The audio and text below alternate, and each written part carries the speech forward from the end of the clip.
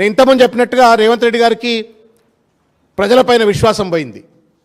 Jubilee hills ప్రజలు ఓట్లు వేయట్లేరు అని చెప్పని తెలిసిపోయింది. కిస్ ఘర్ మే భీ జాओ హమ్ లోగ్, అది హిందూ కానీ ముస్లిం కానీ లేకపోతే ఎస్సీలు కానీ ఎస్టీలు కానీ బీసీలు కానీ ఇంకెవరైనా కానీ సబ్బండ వర్గాల ప్రజలు, అన్ని వర్గాల ప్రజలు, అన్ని మతాల ప్రజలు ఇవాళ కేసీఆర్ గారు మళ్ళా రావాలా, కేటీఆర్ గారు మళ్ళా రావాలా, ఆయన ఉన్నప్పుడే బాగుండే, ఓ దిని అచ్చేతే హమ్కు ధోకా కియా గయా అని చెప్పని ఇవాళ జూబ్లీహిల్స్ అంతా అనుకుంటున్నటువంటి ఒక తరుణంలో ఆ ఇంటెలిజెన్స్ రిపోర్ట్లు ఏమొచ్చినాయో తెలియదు. ఇక చలో భయ్ ఆఖరికి ఆయన అస్త్రం తీసిండు, బోగస్ ఓటింగ్ అస్త్రం.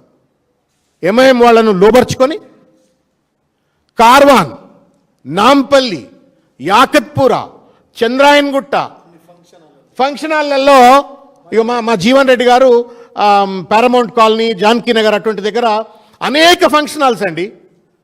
మొత్తం షేక్పేట్లో అయితే ఉన్న అనేక ఫంక్షన్ హాల్లో రాత్రికి రాత్రి 100 మంది 200 మంది వచ్చి ఆడవాళ్ళని అందులో పెట్టిన పరిస్థితి. మేము జీపీఎస్ లొకేషన్స్తో కంప్లైంట్ చేశాం.